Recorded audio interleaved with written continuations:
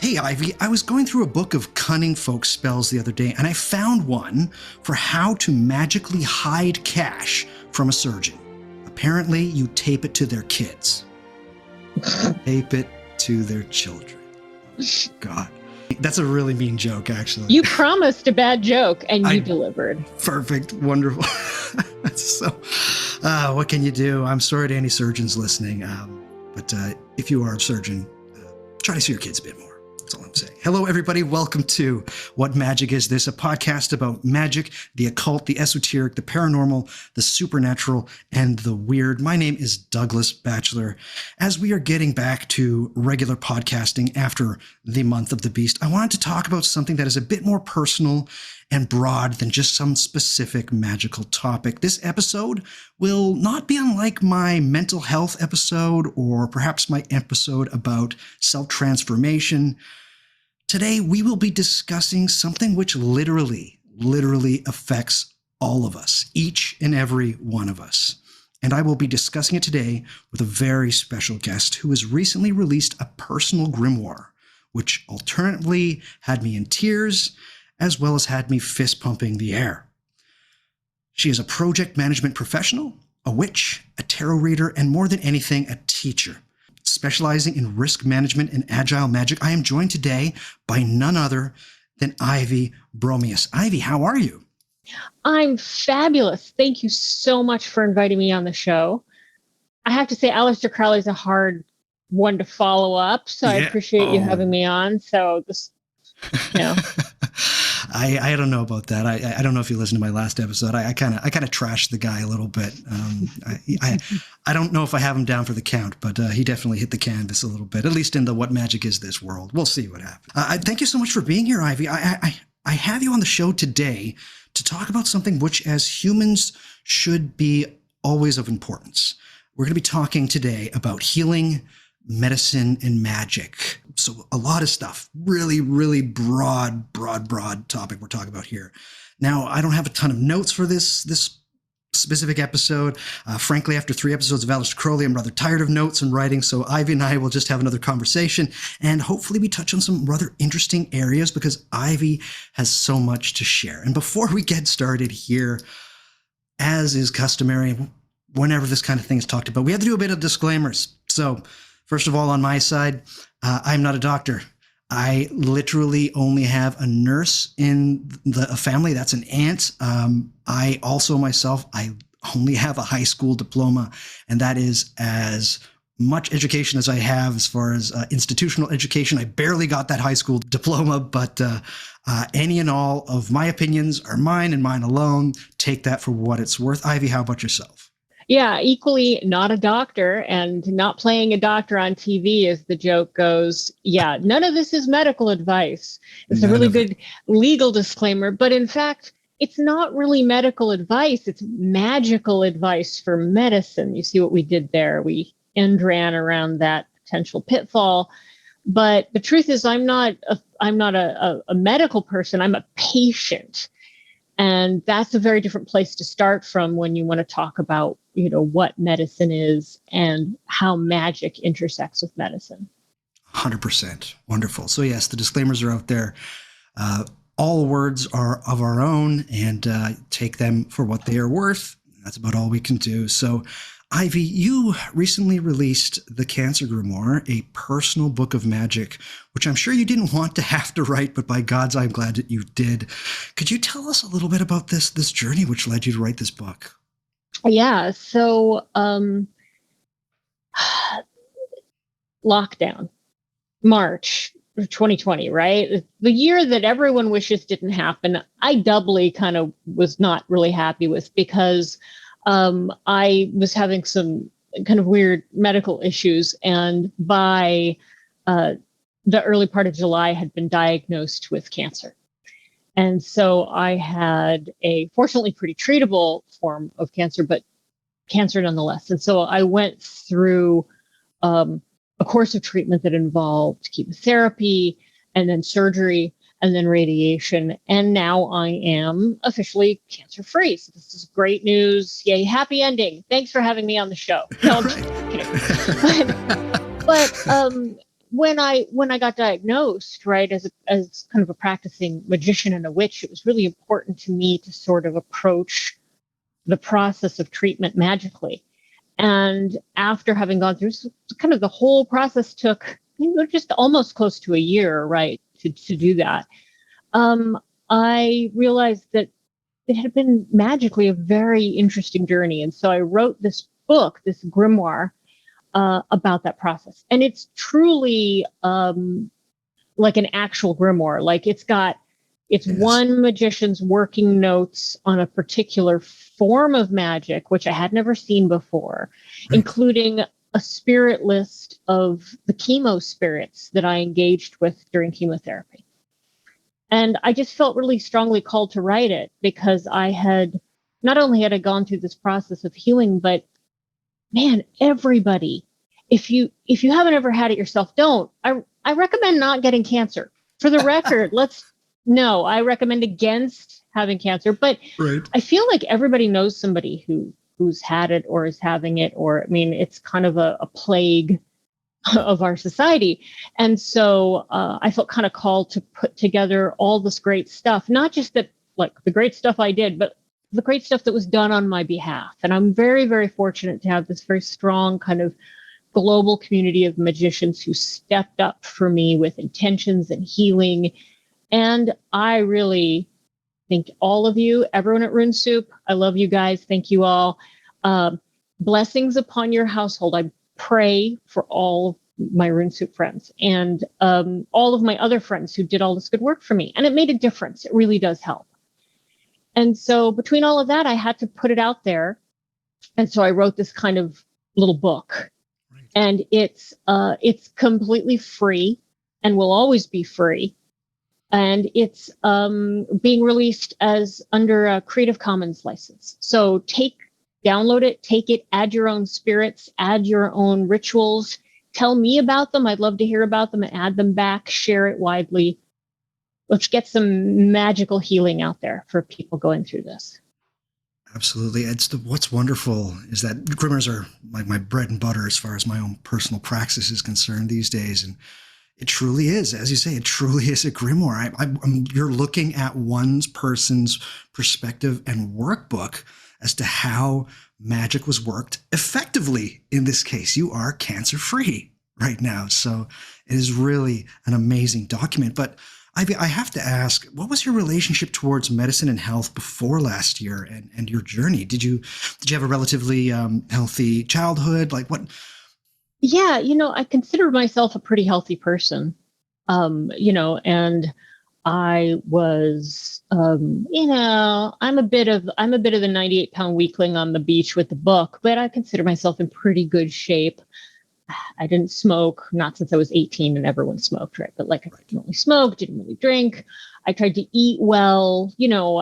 I was on like the whole vegetable keto kick for a while. I thought of myself as being pretty healthy. I had very few medical issues. And so my relationship with medicine was as a healthy person, which means that we were kind of like acquaintances who saw each other at Christmas once a year kind of vibe. I mean, I got to be honest with you.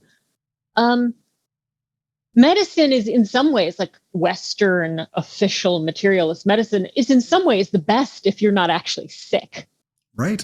But in other ways, it's not at all helpful when you're not actually sick because it's not about health, it's about illness.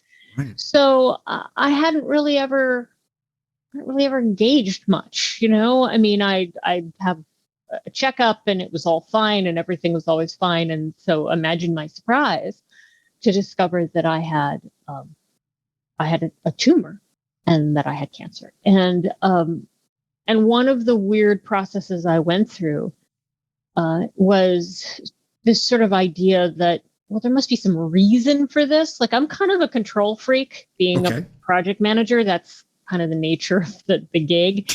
And so I was like, there must be some reason for this. So I have no genetic markers. I have no family history. There's a few things I can point to. I won't be coloring my hair ever again. It's gray now, right? There's a few things I can point to, but in the end, sometimes shit just happens. We live in an environment filled with weird radiations and chemicals, and it's hard to eat well. It's hard to be, in perfect health. And sometimes lightning just strikes. So I was kind of pissed off when I got done. I'm like, no, I don't have cancer. It's not like I have cancer because I'm not I'm not sick. And then, I had cancer, and it's interesting because cancer is often a really secret killer, right? Like you got a tumor inside you and you don't know, and then you suddenly get sick, and by then it can be my tumor was incredibly painful. So for months I was like, this really hurts. Right. That's not right. Thank God, because I never would have gotten a checkup. I'm like, I don't get mammograms. I don't have scans because I'm a healthy person. Right. So yeah, talk about beating down the hubris a little bit. Right. And so suddenly I was dealing with the medical system as a sick person, which is super different, right? And not at all kind of the same dynamic as, your numbers look great, see you in a year. Right. Yeah. And during childhood, you were relatively healthy, all going through that. And I like how you said, health was kind of one of those things that it was just an acquaintance that you would see every once in a while. Cause that's basically been my experience. You're healthy, so you see the doctor occasionally. Hey, how's it going? That's good. Or, you have something that, you slightly B deficient, so take B vitamin. It's nothing extreme, right? Right. And I had been fortunate not really to ever have any sort of traumatic sort of thing up to them either, right? So it was kind of an unfamiliar landscape for me. And one of the first things that I thought of, and that struck me as really critical, is like, how did I want to engage with this health system that I was getting pulled into, right?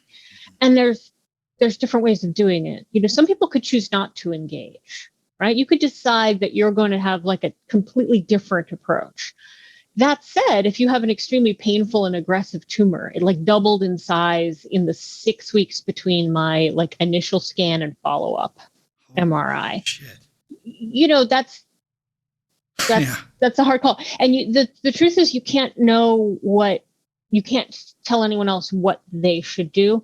You can't know what you're even going to do until you're confronted with it. And you're like, this is the thing. So when I realized that I was going to have to engage with this medical system, I thought, how do I do that beneficially? And a couple things occurred to me. The first one was that it's a really smart magical target to try to get the best physicians you can, right?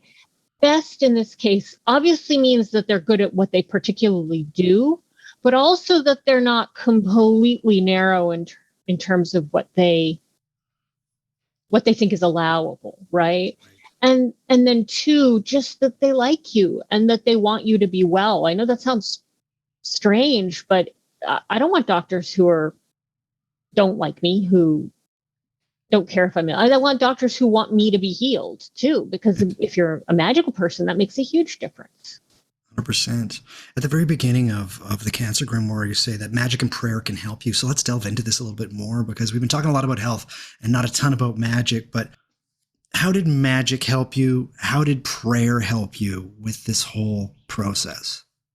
So let's do prayer first, because Absolutely. that was huge for me.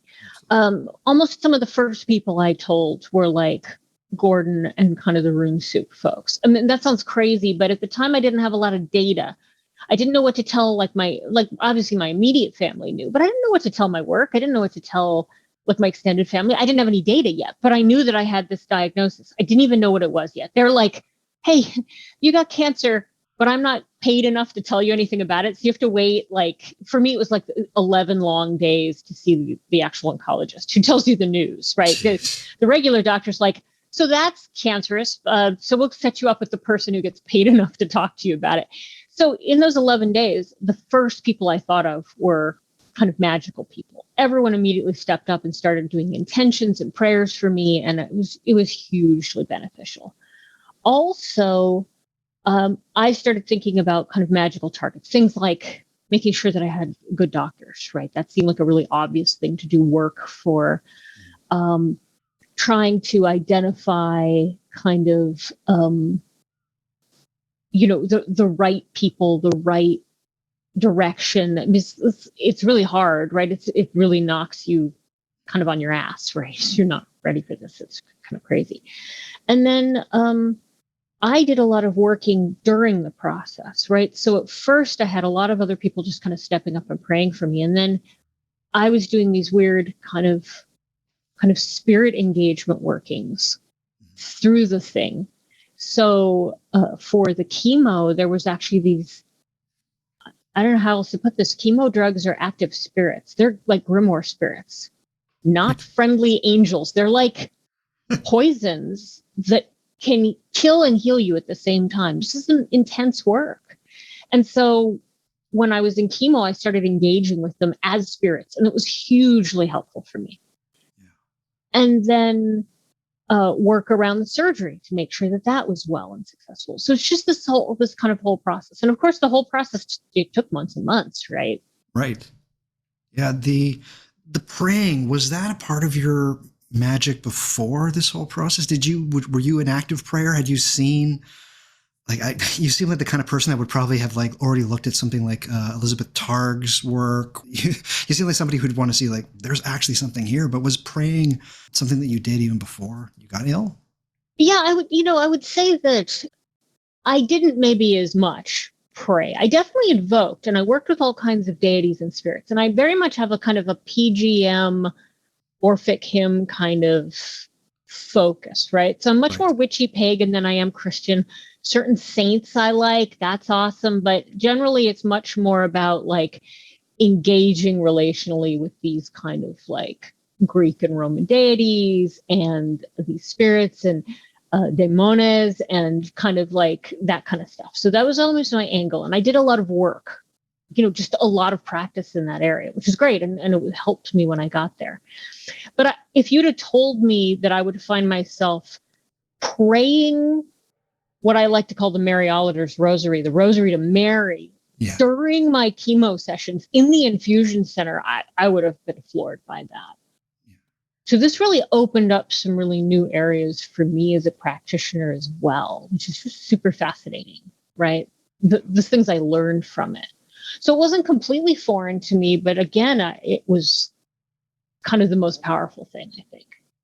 Amazing. Just tons of people just with one intention, and that's all just health and wellness for a target, which was you. That's incredible. You're a student of history, I'm sure. This idea of magic and medicine being opposed, is this one of those things that you know very much about? I know that there's figures like Paracelsus that are they did many things for medicine. Like I can go through, like named the elements, zinc, antisepsis was a big thing for him. He thought keeping wounds clean was better than putting crap on them. Crazy talk. Yeah. I know. Anticipated germ theory, using mineral cures and mineral waters, saying that, the dose of poison can either be the cure or like this stuff is part of it. So did you have any knowledge of this before your health journey? I think that I had a very typical kind of, so like non-materialists, like a pagan or a magician's view of health, which is that there's like the kind of herbal holistic stuff over here, and then there's like doctors and surgeries over here, and between them is this big chasm, and never the twain shall meet. Right. But if you look at the history of not just medicine, but it's really everything, right? It's alchemy and chemistry, it's astrology and astronomy, it's the early work in humors and herbs and things. Exactly. And all the way to modern medicine, what you see is a process really by, like, there's a process of development, right? Like 100 years ago, I probably would have just died. Right. Right. I mean, so there's a process of development discovery, but there's stuff that gets left behind. It's like a process of separation. So it's a way of saying, well, so the doctors and things say only the material stuff counts, and acupuncture and homeopathy and all of that. That's just goo. That's not real. And then on the other side, you have kind of the magical folks who are like, this stuff is really valuable, the herbs and the thing, but Western medicine is just gross and awful. Well, the truth is that they're both kind of right and they're both really wrong. And there's this sort of weird connect. And when I started this process of going through basically a very modern medicine kind of materialist view of like treating cancer, I was surprised to find all of these kind of other hidden pieces to it, the spirits that are moving in it, the attitudes that people had that were, you know, the nurses who were like, yeah, the people who focus on healing, they do better, do that, right? The integrative medicine woman. So I'm fortunate enough to be in a city with like extremely good hospital systems and like a huge teaching hospital. And integrative medicine is one of the things you get. The oncologist, in some cases, had no clue what integrative medicine even was, but they knew that the people who did it did better. And integrative medicine was not even that controversial. It's things like herbs and supplements to go along with your treatment, recommendations for exercise and diet, right? Like really normal stuff. Yeah. But there's all these ways we could cross this boundary if we chose to, right? The ways we could put the spirit into modern medicine and then the wisdom, some of this wisdom back into the spirit stuff and end up with something that would be better and stronger, which would be kind of my hope for the future. I love it. That's unbelievable. I couldn't have put it better myself, Ivy. That's fantastic. As somebody who has gone through the process fairly recently, what are your opinions of what we get right with health and medicine in the West? And because we're coming from two different kind of sides. I'm in Canada where we have a universal basic health care. Like I could have something major happen to me, and the only amount of money that I would have to pay is for my parking at the hospital, which is vastly different than where you are. But in a larger, grander sense, like what do you think that we get right in Western medicine, and what do you think that we get wrong? So first of all, in the U.S. in particular, the healthcare system is completely broken, and everyone knows it. The doctors know it. The nurses know it. What I've discovered is that most of them are on the patient side, right? These are good people in a broken system. Right. And they're human people in a dehumanizing system. And they're trying their best because they're called to healing. And there's limitations for them. Part of the limitations are totally systemic, structural, and really gross. Things like money, right? Where, so I have insurance. I have day job, private insurance, and I'm very fortunate to have it because the cost of my medical treatment in 2020, which didn't even include radiation, it was just like the chemo and the surgery, the first surgery and the second surgery kind of thing, right, was $180,000. Now I didn't pay that because that's insane, right?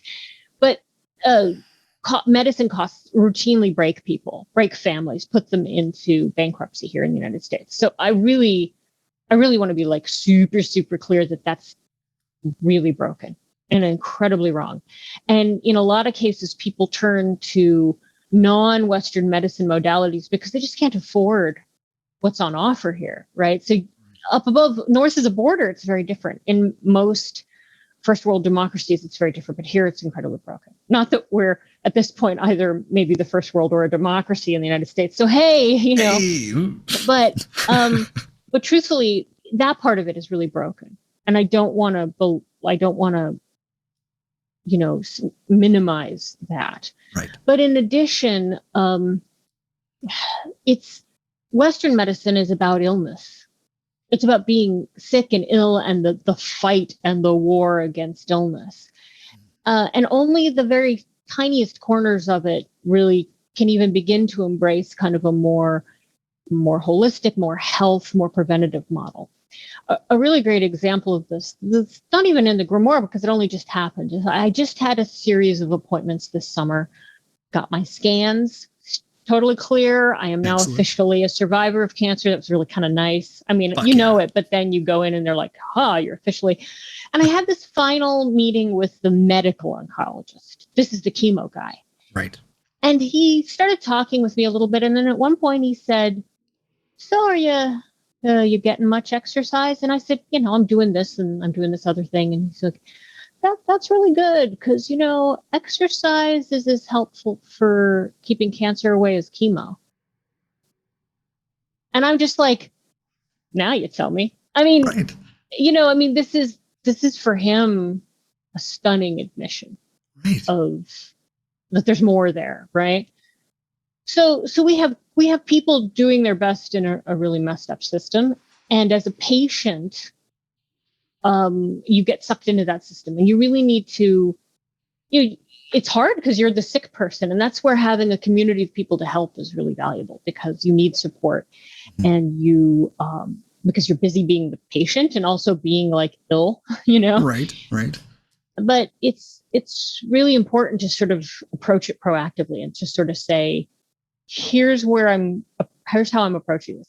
I made the resolution to be very proactive and be very positive, which, it's not always that easy because having cancer kind of sucks. But I wanted to have a positive approach, and I think that was reflected back to me by my doctors, who really seemed to connect and resonate with that. Like, hey, I'm here to heal. You help me heal. Let's figure this out. Yeah. At parts, though, it must feel fairly dehumanizing. I know a lot of people, like myself, I have a very, I'm going to say, antagonistic view towards medicine. When I was younger, I was very, very ill. I had to stay for long periods of time in the hospital. I had asthma and croup, and 100 years, 50 years ago, I probably would have died. Like, oh, maybe not. No, maybe 100 years ago, I probably would have died when I was quite young. My father literally built a croup tent in our house for me to sit in just to be able to breathe, and massive amounts of allergies. My parents literally moved me out to the country to get fresh air, not the city air, to get like fresh air. And 6 years later, I didn't have asthma. A lot of my allergies went away. Like, imagine that. So I have a fairly antagonistic view of Western medicine. When I do have to go to the hospital, I see a lot of people that really do want to help, but they just as you said, they're stuck in a system that is completely broken, even up here in Canada, where I should not be complaining whatsoever. So that being said, though, a lot of them are professionals and they're very good at what they do, and they do a good job. So in the book, I call them the oncological priesthood, and they're very much like priesthoods in that they are very specialized and they have a particular area of knowledge that they know. They don't know other areas, and and whether that's bad or good, that's the nature of things. And if you look at, in the days of the PGM, if you got sick, you'd go to like a priest magician, and he'd probably like do your chart, roll the bones, give you herbs, recommend life changes of all kinds, pray to the gods, and then do whatever medicine they had as well. And I think that's the gap, is we've fractured it into pieces. I can't complain about the medicine I received. First of all, because I got to be face to face with those spirits. It's not just lifeless molecules. Nothing is a lifeless molecule. And if you're animist, you have to realize that like these chemo drugs are alive. And so when I came face to face with that, I realized that there was more here. And at the same time, it's fractured into pieces. And this is very challenging for the person going through the system because you have to find the pieces yourself. So integrative medicine is a great start, but even they are very conservative, right? They're not going to recommend crystal healing. No. Fortunately, I had integrative medicine to not only recommend, supplements and stuff, but also to vet the things I was taking. Because you have to be careful, right? Like I can't just eat random herb because some of it might be contraindicated for surgery or, right? Like, you have to be cautious. The other thing though is they recommended, my integrative medicine specialist, she recommended an amazing acupuncturist who specializes in chemo patients, because again, you're super ill and immunocompromised, and pointed me toward a therapist. And I managed to find this amazing Jungian who takes whatever weird things I say without a blink of an eye and is perfectly willing to like dissect all my dreams and discuss the sources of my cancer that aren't remotely physical, but that are around my emotional processing and my family history and all this other kind of gooey stuff that the oncologists don't care about and don't know from. Right. So I managed to, and then I have all these magicians doing stuff on my behalf. Right. My husband, the magician chef, is cooking me meals that are magical. And I gained 10 pounds during chemo, and everyone kept going, "You gained weight?" I'm like, Right. "Yeah, I feel really fat." And they're like, "No, it's fine. It's good." Keep eating. Keep eating. So I managed to assemble all the disparate pieces, and it's just a lot harder work. But that's the only way that you get the totality of kind of healing, I think. Now, could I have done all of that and then not gone to chemo and been okay? Maybe. But the thing about having a painful, like I said, a painful tumor, I could feel it under my chest wall, and it hurt. I could feel it shrinking over the months that I did chemo. So it's kind of a, how can I judge that those poison spirits aren't doing something for me? It's not all beneficial what they're doing. All my hair fell out and I was nosebleeds and I was pretty sick, but they also shrunk my tumor, and they were spirits moving through my body, which is an amazing experience. No doubt when you were going through the process of having to deal with your cancer, a lot of talk, particularly within Western medicine, a lot of talk is warlike metaphors. Like we have to strike at the heart of what's wrong with you. And you're in a battle now, Ivy, you're in a battle now. Like, but why do you think Western medicine, Western language, and even healing is talked about in a warlike way? Well, so everything that kind of Western society does is the war language, right? This is a huge problem. So like when we have a war on poverty, who are we fighting? Poor people? Right. Come on, right? Like everything is about war. The United States government has been in war for like the 95% of its history. If we've been in a war, it's clearly a broken model of war. The thing that cancer teaches you, and I got to tell you, the weirdest thing in the world is to have cancer and be immunocompromised during the middle of like this, the global COVID pandemic thing, where like that was like everybody's freaking out because of COVID. And I'm like, I have cancer. Right. Wait a minute. Like there's nothing else I should be thinking about. Right. The weird thing about it, though, is that cancer is me. Cancer is my own cells, right? It's not some invading thing. It's my own terrain, my own body. I can't wage a battle against myself. That doesn't really work.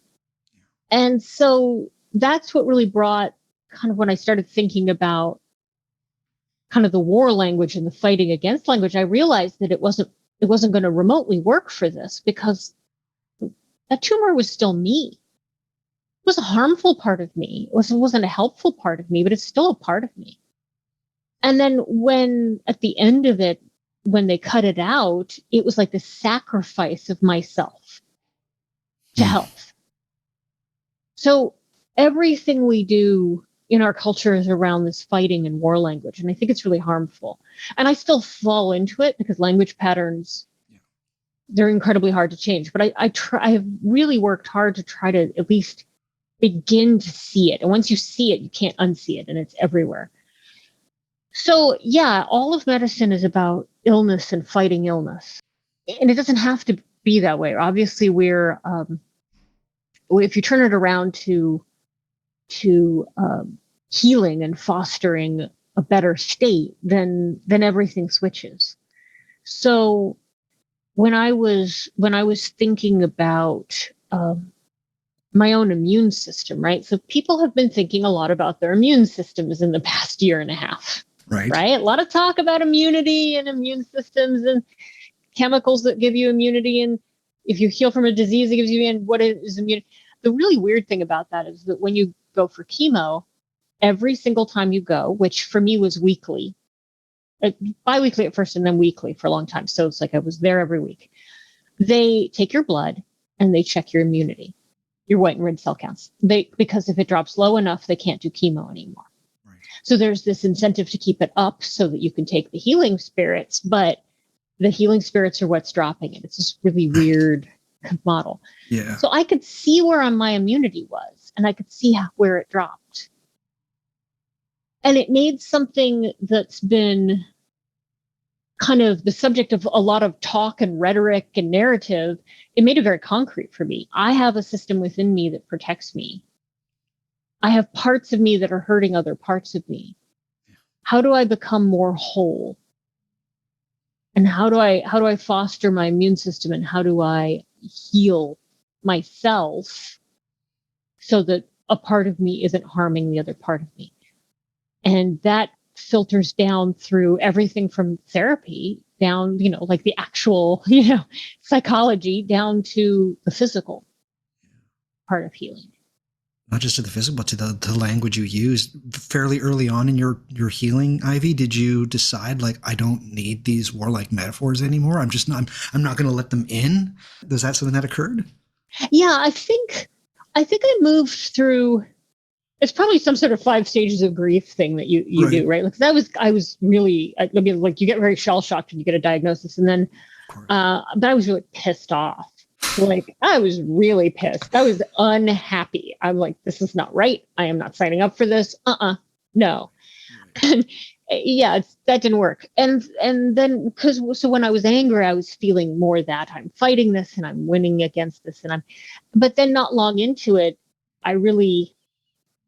so I remembered an experience that I had, and I mentioned this in the grimoire. It was like about a year before I got diagnosed, where I had this journeying experience where a teacher figure asked me to cough up this stone from out of my chest. And it was huge, in the journey, it's like this big as my head, huge black stone. And I coughed it up, and it was very cathartic. And I thought, well, that was interesting.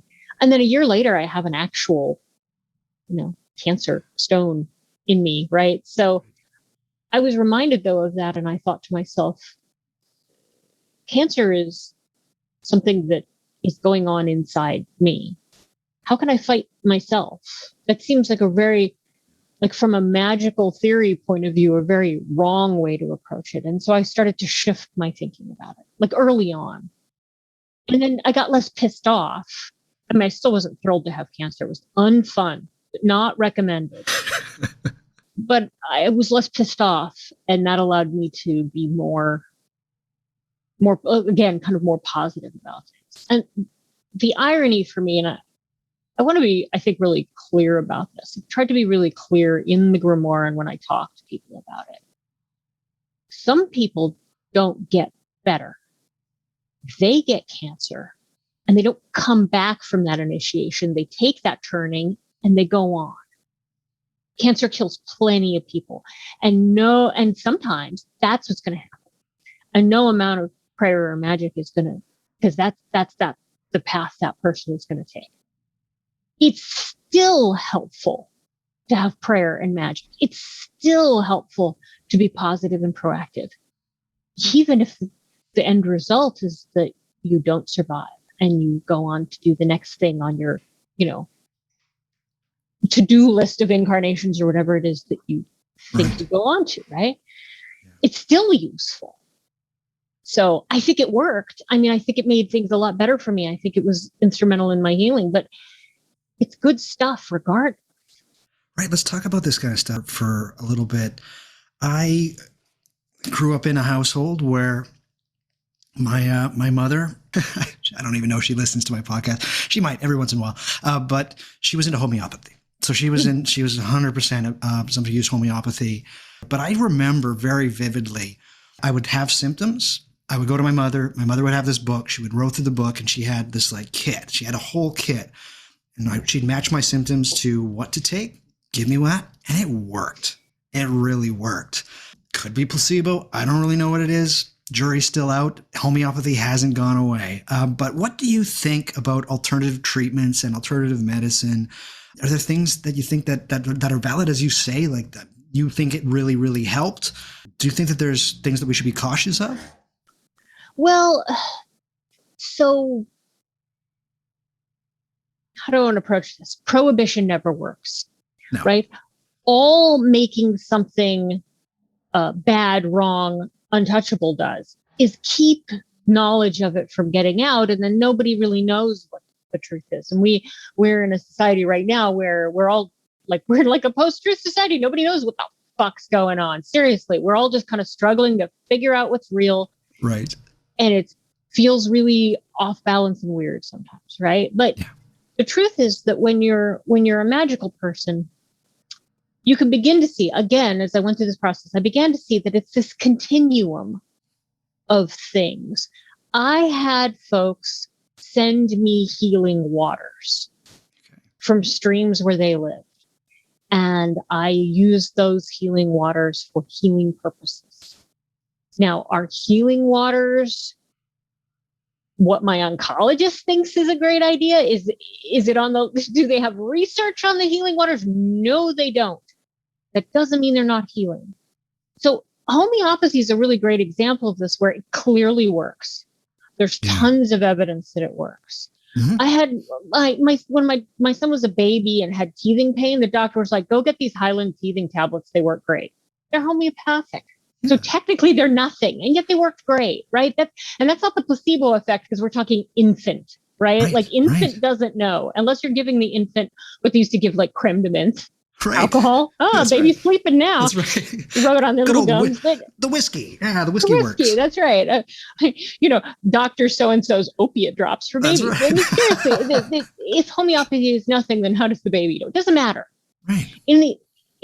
This stuff clearly works. It's outside this very narrow Overton window of like official medicine. Because we banish it, it's in the dark. And what happens is it grows in the dark, but it can fester in the dark. The weird thing about having cancer is that everyone wants to give you advice. Right. Now, this is, I know for people who have health issues, can be incredibly annoying. And I assume if you have chronic health issues, especially, like, it would get really old. But I have to say, advice is kind of my love language. Right. Like, I love to give advice. I know it's really weird, but I love to give advice. I love to get advice. When people say, have you tried whatever kooky, putting crystals in the water? Then I'm like, you love me and you're giving me advice. I appreciate that. Not all the advice you get is equally good, right? Because people are freaked out because you have a diagnosis and they feel bad and they want to give you something. So I got articles and people sending me stuff, and I never minded it. A lot of it was really great advice. Right. Right. And a lot of it I have since found, is totally backed up by, you're worried about cancer, eat keto, because sugar feeds cancer, and that's actual science. I can prove it, right? Right. So a lot of it is really useful, but the trouble is when you banish stuff like that, then it gets weird. And then there's these huge industries that grow up about it. Like crystals in the water. Sure, I'm a magician. Why would I not believe that could be helpful? Right. $800 crystal water machine. Not really feeling that quite so much. Right. So for the person who is looking for health choices, right? Like who's looking for healing when they're not feeling good or have a diagnosis, I think the key thing is you kind of got to keep your wits about you. You know that some of this stuff is real. My oncologists don't believe in acupuncture. My acupuncturist was amazing. And it was greatly helpful. So you got to reach out with like an open heart and an open mind, but also be kind of reasonable about what seems to make sense. Because there's a lot of shit, unfortunately. And there wouldn't be if we did more honest to goodness research in these chemicals and into these processes and into these theories. But we don't, right? No, we do not. It's one of those things. I had an uncle. He's passed on, but I would basically call him somewhat fundamental materialist. He had this horrible pain in his arm. He was in the military, horrible arm, entire life. Tried everything, every single thing in the book. People suggested acupuncture. People kept suggesting acupuncture. He wouldn't do it. He wouldn't go close to it. The pain got too bad. He was just like, fine, one session of acupuncture, and it's done. And I think it just shook it, and he was far more open to just try other things after that. It just shook every foundation that he had, and it's amazing. Yeah, no, it's true. And I actually found that the vast majority of kind of the official medicine doctor types that I dealt with, they were really open to this stuff. I have to say, and this might just be my good fortune, like the workings that I did, but they were open to it. Now, they're not really going to like recommend a lot of stuff that's outside their bailiwick, but they didn't mind it. And I'd be like, integrative medicine lady told me to do this. And they'd be like, then you do that because we know that she is awesome. Right. Or, yeah, that's the right attitude. the attitude makes a difference because I see it over time, right? So everybody's got to kind of figure out a way to kind of step through this swamp of stuff and find what will work. Absolutely. I don't know if I would be considered like the average occult magician kind of person, but I do have a cynicism towards a lot of Western medicine. There's a book that came out somewhat recently. It's called Medical Nihilism by Jacob Stegenga. And he basically just goes through how we have a bit of a problem in Western medicine. We try to cure things and end up making things worse. We're always looking for magic bullets. Like it's always about us trying to find like this one cure as opposed to trying to prevent things. He goes through how meta-analyses are actually quite useless and can be manipulated. The drugs, again, they make you worse. And this book was put out by Oxford. Like this is Oxford University Publishing. This isn't some dude under InfoWars publishing company. Like this is a guy who knows what he's talking about. Official credentials by the official Western system. Yeah, exactly. Right. I am incredibly cynical towards Western medicine. And anytime I see something that is like a nature cure, where in places like South Korea, they're treating early stages of cancer with literally, they say you go to the woods for 3 months. No cell phone signal, nothing. Forest you just go bathing. There. Yes, Correct. exactly. Again, I don't know because I haven't had cancer. I don't know if that would be something that I'd go to immediately. But for yourself, Ivy, do you see this kind of cynicism with a lot of people within modern occult and magic right now? My cynicism? Well, I used to have that cynicism myself. And in fact, in a lot of ways, I still do. Okay. The weird thing is to be in a position where that medicine modality saved me from this awful tumor, right? Like, right. Right? I mean, people certainly die of cancer. I don't think that's fake, right? I don't think that's an op. No. People get cancer and then they die. I didn't want to be one of those people. I wasn't ready to die. So on the one hand, I feel like cynical about it. And on the other hand, these people were good people working hard to save me. Yeah. And like some of them were incredibly good people, right? And so I think that if we were doing it right, it would be a combination of things, right? Before you get the tumor is when the forest bathing and the good eating and the exercising, it does its best work. And once things are bad, maybe you need something a little stronger, but it doesn't have to be one or the other, right? I think that's what the Grimoire spirits, these cancer spirits, chemo spirits taught me.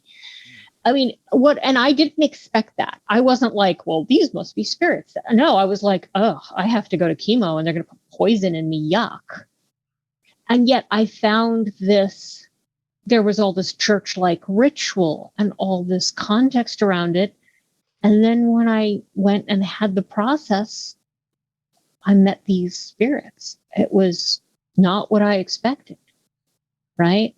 So if there's spirits in the Western medicine and then there's medicine in the non-Western healing, it's all a one thing. We have to find a way to get the best bits of it. Right. And put it together in a system that actually is about health and works to help people. So right now, and for the entirety of my treatment, I'm taking a healing anti-cancer mushroom blend made by a friend of mine who gets and grows the mushrooms and processes them into nice little tablets, because otherwise there's only so many chagas you really want to eat, right? I mean, right. But who also blesses them for me and is like this healer. Mm-hmm. Yeah, that's how they treat it in other countries. They're not quite so divided, right? We're not doing it right, but we also don't want to. We can't just throw everything away. No. Right? There's some weird balance to that. Yeah. And it's almost like each person's, it's tough because we're dealing with something like death. It's each person's healing is almost like a jigsaw puzzle to try and at least get most of it correct, right? Why do you think that Western medicine is really good at treating illness and not good enough at doing this preventative measure for our health? Is that just because more money is made. It doesn't pay the bills. Yeah. We could go through the Rockefeller Medicine Men stuff. Like, it's a wonderful book. It's also incredibly scary. Why do you think that we're so focused on just treating illness? We're so reactionary towards how we look at health in this side of the world. There's probably a couple different things that sort of come together and make this sort of kind of like awful confluence of wrong ideas. So certainly there's the money thing. We're very capitalist, right? So, there's money in the drugs to heal you. There's not money in keeping people from getting sick in the first place. So there is that aspect to it. Right. There's also something, though, about the nature of the kind of people that become medicine people, right? They want to help people. Now, who do you help? You don't help the people who are doing fine, right? You help the people who are doing badly, right? When do you seek out a doctor? When do you seek out a therapist? Often when things aren't going well, right? And then that's a reinforcing process. They see lots of sick people, and so their modality is dis-ease, right, and illness and, not health, as opposed to thinking more about how we stay eased and healthy. Right. We don't get sick in the first place, right? The system is just sort of comes from that kind of modality. Like, if you even, okay, do you see a shaman routinely? Probably not, no. Right? You see one when you have a piece of your soul that feels traumatized, you're having some issue, and then you get soul retrieval and you get that piece back, right?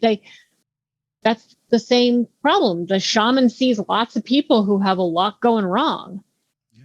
So that becomes the modality. Now, it's easier for someone like a shaman or a masseuse or an acupuncturist to also work around health. But if the only people you see have stage something or other cancer, then clearly that's what you're focused on. So I think that's just part of it as well. And I also think there are, and this is going to sound weird to say, but it comes kind of from this book. I have this great book that I recommend in the Grimoire called Anti-Cancer.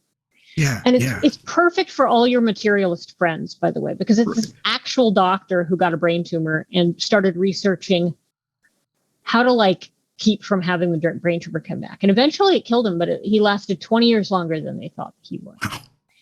And he did it through diet and supplements and there's all this, but it's all research backed. So for those in your life who you want to stay healthy or to be more healthy or to not get sick again, give them this book because it's all backed by official research by the official people, air quotes, right? But and the guy's name is David Servan-Schreiber. Was this the book that you got right as soon as you finished? They were like, here you go. It's like, oh, could have used this 10 years ago. Was this the same book or no? Yeah, not quite. Not quite when I wrapped up with my integrative medicine lady, which is around just before kind of the post chemo surgery, but before radiation, right? So it was kind of halfway through my treatment, but it was after the chemo. She gave me this book and I was like, I wish you'd have given me this 10 years in the past, right? And it all talks about diet and it actually talks about mindfulness and the personal emotional attitudes that keep you from getting cancer. So he really goes deep, but it's all backed by the official research, which is fascinating.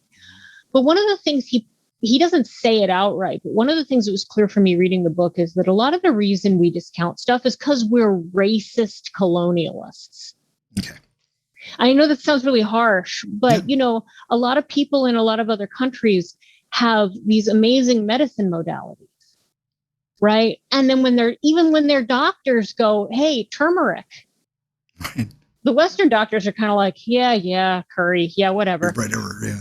Yeah, whatever. And yet turmeric is great anti-inflammatory, except the turmeric by itself doesn't really do much because it's not bioavailable. You need to eat it with things like pepper and ginger and garlic. And so you see that what people have done is that their foodways are healing in medicine. Yeah. And we are sometimes the greater Western society, not like you and me, we hope, we have sometimes discounted that because of the source, which is unfortunate. And is again this fracturing of, different people into different groups and different ideas. Some of them are better than others. That's not cool. And when you start to look across cultures, you see these Eastern European cultures have long used mushrooms along with chemo. Like, it's not even like people just eat mushrooms and they don't die. It's that they're like doing all the best things that they can find to save people. And that includes turkey tail and chaga mushrooms, but also chemotherapy and radiation. That's incredible. Yeah. I'm sure this is something that many of the listeners can identify with, but if you enter into a hospital or even some doctors, there might be an experience where either the person that's treating you is treating you in a somewhat dehumanizing manner.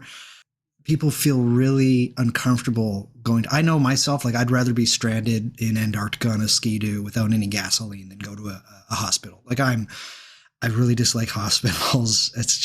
It's a place of anguish and I don't want to be there and I don't want to be there to heal. But you just talked about how having good professional people there who were very, very supportive, helping you. Do you think that this makes a huge difference? It does make a huge difference because these are people in a system. So if you can come at them as a person, you're not just a diagnosis or a tumor or an illness, and then they see you as a person, then they're people, and it somehow just goes better. And I was very, like I said, fortunate to have a good engagement with that. The infusion center at the hospital is not fun. I wouldn't recommend anyone go there for the afternoon just to hang out. Right. But at the same time, I found that these nurses who work there were like healing angels. They brought you warm blankets and soup while they were giving poison, but while they were sticking poison into you to shrink your tumor and make your hair fall out. It's crazy. But they did care. I felt an incredible amount of caring from the vast majority of the doctors I engaged with. So even when the environment is kind of cold, and indeed, hospitals are somewhat sterile, and it's not necessarily a bad thing that they're sterile, right? Again, right. When we wash up and keep wounds clean is better, but the people in them can still be good. I found myself, and I was trying to go, I call it kind of heart first. This has really been my thing. I'm trying to go at stuff really heart first. I found myself joking with my anesthesiologist before surgery. I found myself getting to know people. I could tell you about the radiation tech. He also kept chickens. He showed me photos. Right? We talked chicken care. These were great people. And so I know that not everybody can access that. I hope everybody can. It's a good target when things get started if you have something go wrong medically. But that's all you can do. You go heart first. You go as a person. And then you treat them like people. They treat you like people. With luck, you work together to get better. 100%. I had this very strange experience, and I hope you can indulge me for a sec here, Ivy, but I was an alcoholic. I'm going to admit, like I drank a ton, and I would drink to the point where I wouldn't remember things. I would black out, and I get myself into bad situations. At one point, I got myself into a bad situation, and last thing I remember before being in an ambulance was just being at a bar, and then I'm in the back of this ambulance. And I'll say this to you, obviously, because I know you're familiar with magic. My angel scrying isn't the best. I'm not great at it. But this ambulance driver that I was within in the back of this ambulance, it was like they took my drunken state away. And I was like stone cold sober while this ambulance driver, who was as close as I've ever come to an angel. I remember his face so vividly that if I was to pass him on the street tomorrow, I would be able to see him. I just remember this aura of calmness and serenity and kindness that just came out of this man, who, more than anything, I could tell just by looking at him, he wanted to see that I was okay. And he talked to me like a human being. Even though I was probably not in the best mood to be talking, he was just trying to help me. And it was like a little piece of heaven for a little while. And then I get to the hospital and they bring a gurney and they put me on a gurney and they strap me to it for my own safety, of course. And then they wheel me into the hospital and they put a security guard on me. And it was really terrifying. It was like I had 45 minutes of heaven before I had a night or the rest of the morning in hell at the hospital. But for those people that have experienced such things, particularly in a health and healing institution, acts of kindness and caring goes such a long way. And it's really quite a beautiful thing. And that's, I wish that everybody who was within the medical industry were as kind as this man was. And I'm super happy to hear that you yourself were able to be surrounded by just really wonderful people. Yeah, I think overall that the people I engaged with were really were good. Some of them aren't. They know what they know well, and they don't know other things, right? You can't expect every oncologist to be a crystal healer. They got other things they're focused on, right? So, and we know that there are real gaps in the way we train doctors, right? We don't teach them about nutrition. Sometimes they don't really, right? I mean, there's not a lot of kind of like crossover between these different areas, and there should be, but they were good folks, and I didn't have a bad experience. But the thing I will say is that when you have something medically go wrong, it's traumatic. It is literally a trauma to your body, and that trauma can get compounded in various ways. So I'm also not a therapist, right? Like, I'm not a doctor, also not a psychologist, but when you come through something like that, which for me was a real initiatory experience, right? I definitely approached it like this was going to be an initiation, and it was. It doesn't mean it wasn't traumatic, and that doesn't mean that I don't have some stuff that I'm now digging through, right? And I thought, this is sort of funny, because I thought back in March when I finished all my treatment and yay, took off for the coast for a little weekend, and it was great. I thought I was going to be done and I was just going to get to relax. And no, apparently this transmuting poison thing is just something that I get to do now. And I'm sort of being called to kind of work on that now. Yeah. So, when you have situations like that, they can be traumatizing, and then the environment can make it worse, the people can make it worse, and then the trauma is compounded. But that doesn't mean there can't be healing. Yeah. And that's the key part. Your ambulance driver was like a healing angel. Yeah. My mom has cancer right now, and she has terminal cancer. And she's also 90. So, awesome job getting to 90. Yeah. But this is the end journey for her. There's not really options. Her hospice care nurses are like angels. I don't even know how to describe that. They're just like angels on earth. Yeah. And they're amazing, wonderful people, And so those people are also there. It's really quite amazing. And it's a good experience like that, and being surrounded by these angels, it's beyond words. It's really quite fantastic. I want to talk about from angels to spirits. So in the Cancer Grimoire, you talk about how the poison, the chemotherapy itself was a spirit. How would you tell somebody who is going through their own healing journey, perhaps not the same as like a cancer treatment, but just with something else? How would you take the spirits and apply it to healing in some way, in like a broad sense? What I discovered, this was a discovery on my part, because again, I didn't expect this. I went to chemo, and I decided that I was going to meditate. That seems like a smart thing to do, right? We'll put some drumming in the ears. We'll sit back, because mostly they just hook you up to this infusion machine and it ports these drugs into you. So I figure meditation made sense, right? I was going to do that. And then when I was doing that, the spirit appeared, and I was engaged with it, and I could see that it was roving through my body because it was coming from the chemical. Right. And so what I had to do, just like a grimoire spirit, right? I think there's no better parallel, because those spirits aren't safe. No. It's not a happy well, or, a goddess or saint. These are like tricky and powerful, and can harm as well as heal. So you need to sort of invoke them in a way that sort of like commands them. Like you have to control them. You have to say that, hey, spirit, I have some primacy here, and I have autonomy and sovereignty, and this is what I want. And that was my process with these drugs. And different drugs were different spirits. And so I had this process that I sort of sort of uncovered as I went through it, of identifying what the spirit was and then finding a way of binding the spirit to my will so that I could get healing. And so for the first one, and I had 3 different chemo drugs that I really primarily worked with. There's tons, but you don't get all of them. You get like the ones that make sense for your cancer. Right. And the first one was this dragon. And in fact, it's actually, the oncologists call it the red devil or the red dragon. Like my oncologist was like, you're taking the red devil. That's really hard. I'm like, how is this not magic? And so I used the Ho'ophis to bind that spirit. And then I would explain what I wanted. I want you to go here, and I want you to shrink the tumor, and I don't want you to wreak too much havoc on the rest of my system, right? That's because it's this poison, terrible, so poisonous that if they don't put in a port, right, they put in like a mainline port under your skin, because if they try to put it in your arm veins, it will just eat them. Yeah.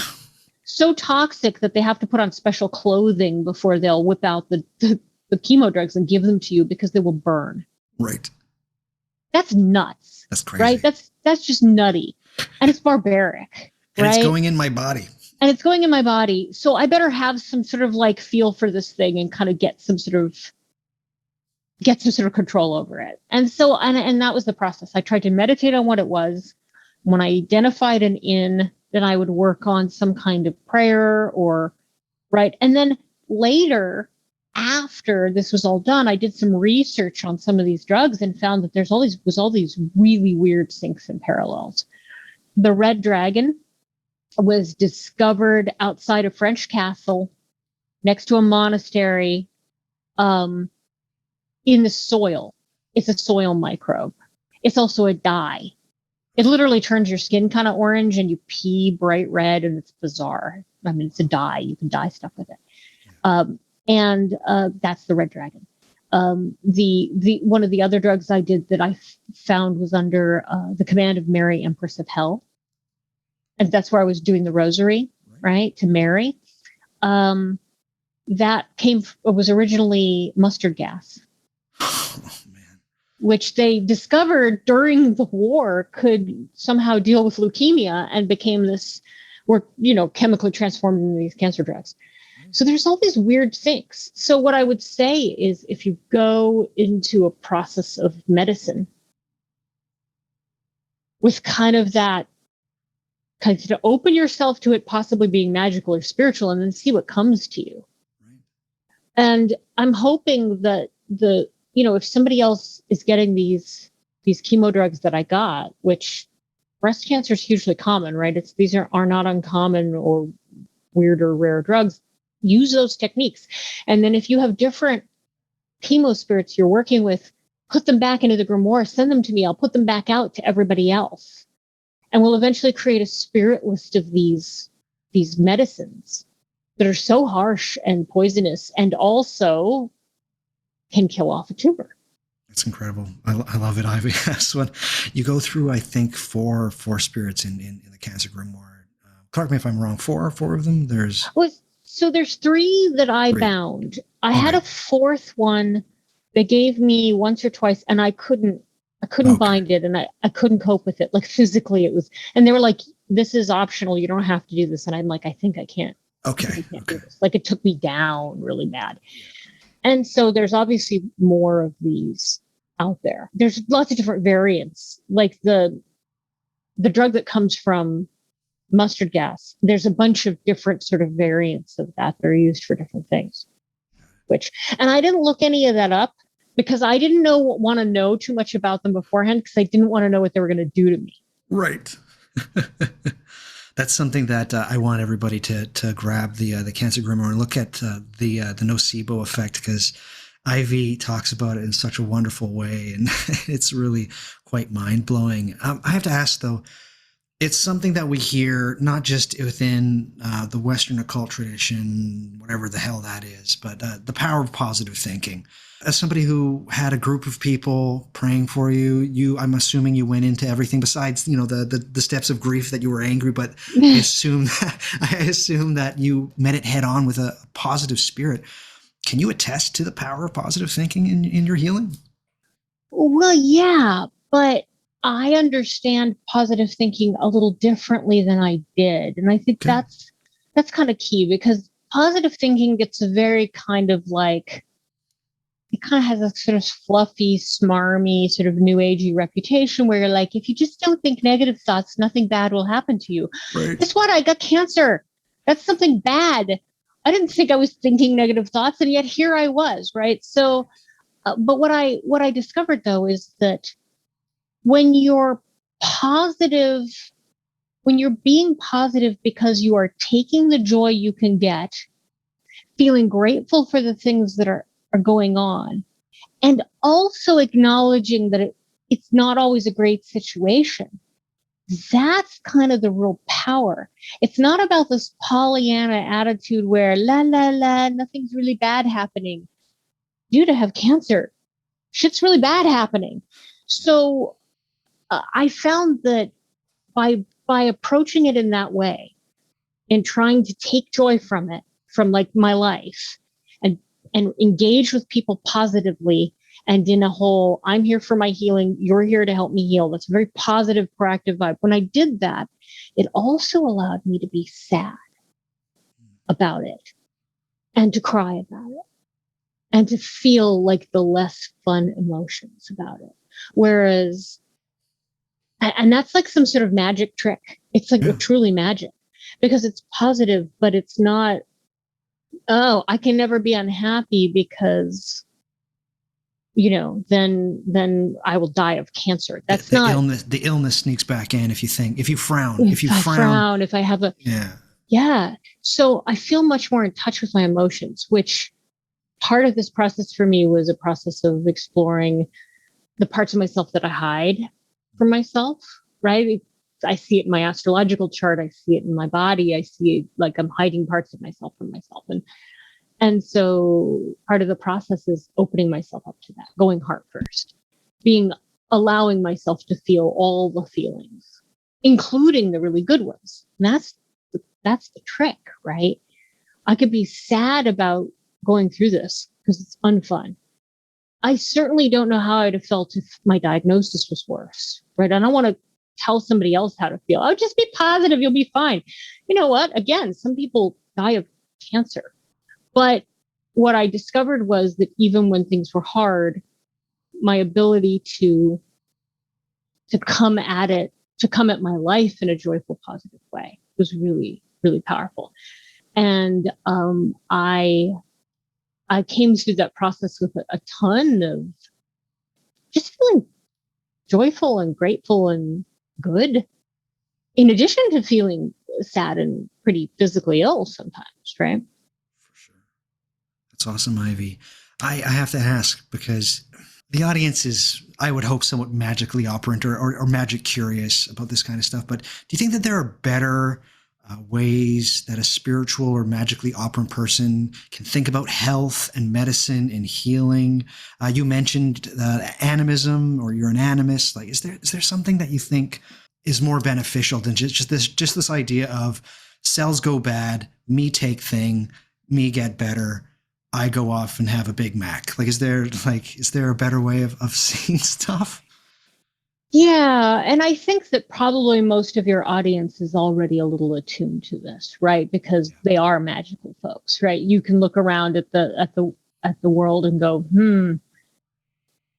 we're kind of not relating correctly with things. We're kind of like not in sync. We're not in nature. We're kind of screwing some of this up. And we see that reflected in our information intake, in our dietary intake, in the way we live and sleep and love and work. And so one of the things you can revisit if you're thinking about health is that you're a system, you contain multitudes, and you're part of a system, which is all the things, the whole universe. And being in that network means that it all counts, right? So like, oh, I got sick, I took a pill, I ate a Big Mac. Right. that's also not to say that everyone must be vegan. And if you ever eat anything bad for you, you fail, right? Like there's also taking joy in life, right? So there's a way to be in balance and to find a way that tries to optimize your health.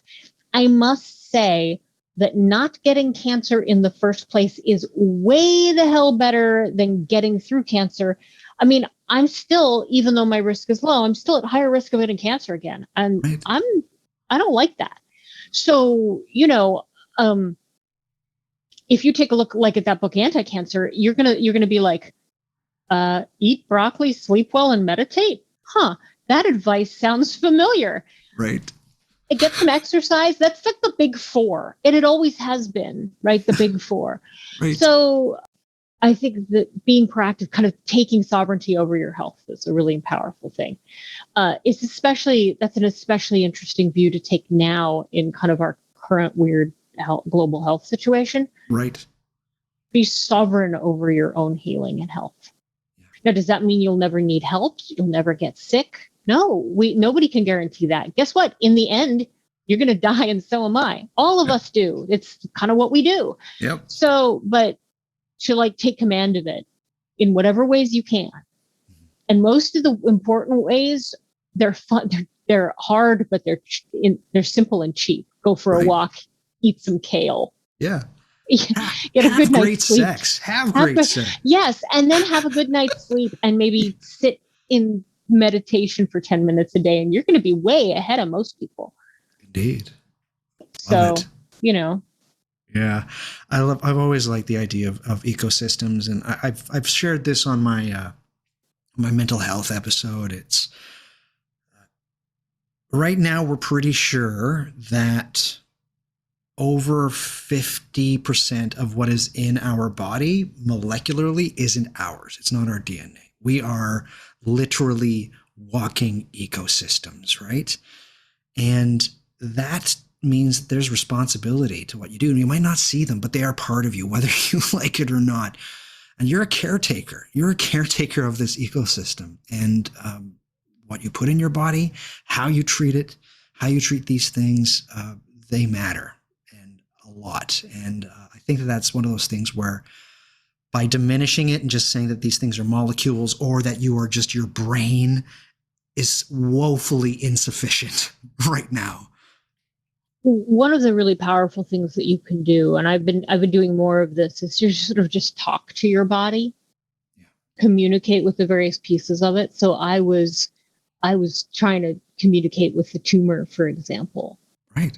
And I'm in the business of killing it, but I'm also just trying to talk to my various systems. I'm trying to talk to my stomach because my stomach lining is busy escaping. That's one of the things that happens when you do chemo, right? Is like your stomach lining is all upset. So I was trying to talk to my stomach and my gut biome, try to talk to, the various pieces of my system, my nerve endings, try to and part of that conversation is a physical thing. Like acupuncture is a communication with your nerves and your meridians, right? So I was particularly interested going through acupuncture about nerve damage, which is one of the risks and side effects of chemo I was on. So you can get nerve damage. I don't want that. So that's what I was working on. So to communicate with the multitudes inside you. And how can you not be an animist when you yourself are this universe of beings? Your stomach, right, is like cities. Whole societies live there doing their little thing, helping you, hopefully. You got to take good care of those guys and girls, I suppose, entities. Right. I think that is very, very helpful, especially, because animism is getting a lot of talk. It has been for the last 15, 20 years, but it's like, there's a reason for that because it almost literally applies to everything. And I want to say this, and I hope that people don't take it wrong, given like what's going on currently. But there's a wonderful essay that I'll link to in the show notes called "What Is Life" by Gunther Witzeny, and he basically is saying that life is a social event. As I said, like we are this multitude. It is a social event, and these social events are realized by communicative interactions on 3 complementary levels. there's cell communication, RNA communication, and virus communication. So we need to realize also that like the things that we think are like bad for us, things like viruses, things like germs and bacteria, they're actually the reason that everything organic around you exists. X virus omnia, like from the virus comes everything. And so we have to turn our perspectives around, I think. I think that's really key. And I think that, so compared to a chemotherapy drug, it's harmful. It's literally poisonous, right? They have to put on the special clothes. Like I said, Right. They literally put on protective gear before they give it to you. It's creepy. Yeah. It also is healing. Like those two things aren't separate. When you get something and get sick, when you catch whatever and get ill, that's teaching you something. Not just metaphysically, like I'm the lesson of the pink eye, right? Right. It's teaching your body how to deal with things. And that's the basis of a lot of that kind of medicine too, right? Like the milkmaids didn't get smallpox because they were getting cowpox, and the cowpox was teaching their body something important.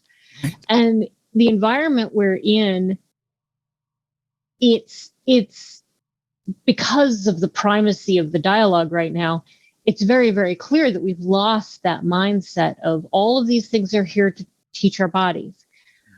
One of the weird things is, so my son went off to university after, a year and a half of online school, went off to campus, having in-person classes. And of course, everybody's getting sick. Strep, pink eye, bronchial crap. Everybody's getting everything. Of course, they're testing left and right. Oh my God, do you have the big thing? No, you don't. You just got everything else that you've been hiding from for a year, because it's all still out there. They haven't gone away. And those things are part of this process of like your body learning things. The lessons can be really hard. The lessons can be fatal. The lesson of cancer can be fatal. It still teaches your body something interesting and teaches you something interesting about your body. It's a very different view, and it doesn't negate the other view. It doesn't say, well, if you get sick, just die. Nobody's suggesting that, right? No. Like, I might have, before I got cancer, I might have been like, ew, chemo is gross. I don't think I'd ever do that. Yeah, well, once you get an aggressive tumor, your perspective might change. Yeah. It's the same thing here. We live in an ongoing system, and the parts of the system talk to each other. And as much as those little things inside, say, our gut biome, that's a really good example because it all feels very friendly and yogurt loving and all of that. As much as those things are a piece of us, we're a piece of the earth. We're part of that biome too. We're a littler speck as part of the bigger speck. It's humbling. Very much so. It's like that. I hear it said quite a bit by very negative people that, humanity is the virus of the planet Earth. And when your perspective on how viruses actually operate is a fairly positive one, we're that cool part of the Earth. We're the rogue agents that allow for this Earth to be able to help itself. I mean, it looks really bad right now. It really, really does. But I think that just our perspectives are so ill. I think our literal way of looking at health is so ill right now. That ironically, yeah. It's so bizarre, but I have to ask Ivy, because we're coming to the end here. What's the greatest lessons that you learned? You say that getting ill is about teaching, and it's about teaching the bodies, but what are the greatest things that you learned through this experience that you had over the last year and a half, 2 years? Yeah, well, I have some lessons in the Cancer Grimoire, and I don't want to go into all of them because then you won't go download it and read it. And again, it's free, and I want people to read it. I want people to share it, right? Absolutely.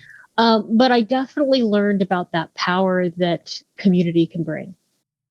And I definitely learned some really, really deep lessons about what positivity really is and how it really operates, which is huge.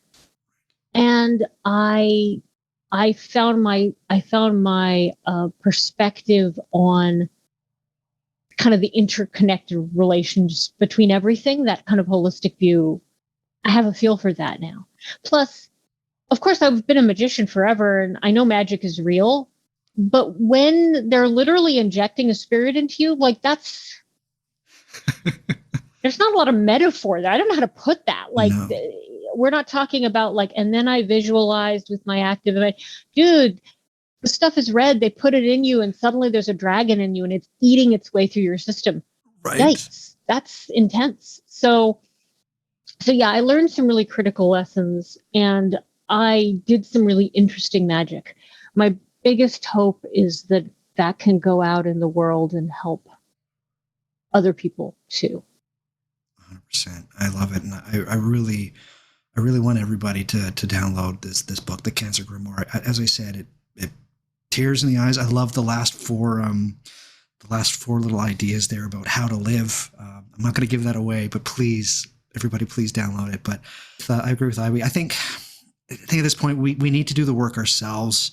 Just like I mentioned in the Wilhelm Reich episode, as well as the Sex Magic show, like work on yourself first. Magic is good, but it only goes so far. But you need to literally work with what you have, and that is you, yourself, your body, your health, both mental and physical. So get healthy if you're able to. It's cliche as hell, but your body is a temple, right? And we magicians, we love temples. So make it the most important one. Make it a place you think of or visit every day or as often as you can. So as far as we know, we only get one of these temples. So make it amazing. Bring your offerings and bring your prayers and do the work that the system has failed at. That's the one thing that magicians are great. We're great where the system has failed. So take these preventative measures and be the poison in the machine and take your health into your hands as much as you can. Ivy, thank you so much for being on the show.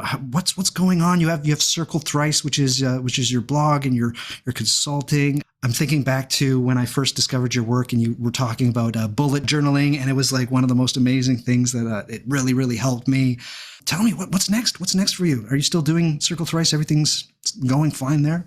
Yeah. So my site is circlethrice.com and everything comes from there. So there's a link right on the front menu for the Cancer Grimoire. So you can get right to that. I have a blog there. I have a mailing list. So the blog comes to you. You don't have to go find it, but also other things that I send out to my mailing list. I have a couple products, I have some rights that I've put together and some trainings. And then I have an actual membership that I run through the site. I don't run it through Patreon anymore. I just run it through the site. And you sign up and then for like the price of a couple fancy coffees a month, that's my sales pitch. You get like a monthly, like a bullet grimoire planner. So like an astrologically based magical planner for each month that breaks down every week, and you can keep your whole schedule in it, but it also identifies days that are auspicious for certain kinds of workings, days that are yucky. This month is kind of the days that are yucky month. So I called that out. Yep. The blog, the mailing list, the Cancer Grimoire, all free. So you don't have to, you can, there's a lot to enjoy there. And then if you're interested in the membership, again, it's all through the site. So you can also find me on Twitter. Generally, it's kind of my one social media indulgence. Right. And I'd love to hear from you. And I have to say that the response to the grimoire has been amazing. I have people emailing me. My email is right in the book, so you can get a hold of me. I have people in the medical profession reaching out to me, which is incredibly both flattering and just really exciting that people in the field are like, this is what we need more of. I'm excited by this. I want my patients to help understand this. And it's been really a wonderful process. So yeah, find me there. And I love people and I love learning about them. So, tell me how it's going. Amazing. Yeah. At the very end of the Cancer Grimoire, it's just like, it's a clarion call. If you have any questions or concerns, go to Ivy. Ivy loves giving advice and she loves getting advice. But I hope that you're doing a bit more given these days, seeing as you've gone through the crucible of healing. I feel like I have. And with luck, I will stay healthy. That is my goal. So again, a last shout out to all my friends, family, my RuneSoup family for all the good stuff that they did for me. 100%. I was super appreciated and it really helped. I will have a link to Circle Thrice and to Ivy's Twitter account on the show notes at whatmagicisthis.com. Also there on whatmagicisthis.com, you'll find show notes to resources regarding the intersections of magic and medicine, as well as just some things that I think are fairly interesting, as well as the books and articles that were mentioned during this episode. But please, everybody, download the Cancer Grimoire from Ivy on Circle Thrice. Also on whatmagicisthis.com, you'll find a link to my Twitter account, my Instagram account, as well as my Facebook account. I'm not too active on Facebook, but I'm fairly active on Instagram, and I'm getting very, very active on Twitter. So if you're on Twitter or Instagram, give me a follow. See what I get to. I post some funny stuff sometimes, is all I'm going to say. If you enjoy the show, please tell a friend, and then perhaps they'll tell a friend, and then they'll tell a friend. And that's how this whole word of mouth thing gets going. I don't do a ton of my own advertising. Most of it is word of mouth or just people saying something good. Hey, did you hear this podcast where this guy talked about something kind of weird, and then this stuff happened? He says that spirits are actually real. It's crazy, man. You should probably listen to this crazy podcast. And that's truthfully, that's my bread and butter. That's what I rely on. So yes, if you enjoy the show, tell as many people as you can about it. Also, if you enjoy the show, please leave a review for me either on Stitcher, or the best place is iTunes or the Mac podcast app. That is definitely the best place to leave a review for me. I know the whole star clicky thing, 1 to 5 stars, that's all well and good, but if you enjoy the show, please leave some words. Type on a keyboard. Put the typity type to the keyboard thing, get that going, and write a couple of sentences about me, just saying how much you enjoy the podcast. And people will read that review and they'll be like, man, that person likes this podcast. I'm going to listen to this podcast, because people do that thing that I just said that they do. They do it. They're like, oh man, that's a good review. It must be a good podcast. Anyways, if you can leave a review for me, greatly appreciated. Hey, do you think that I'm doing something kind of special and pretty good? Or are you just like, Doug, dude, you do a lot of work on this podcast. I'd like to support you somehow. Well, now you can. I have a Patreon account that is at patreon.com/whatmagicisthis, or head to whatmagicisthis.com and click on any one of the myriad of Patreon links there. You can support my show. It is $7 a month. That is it. That is all I'm asking.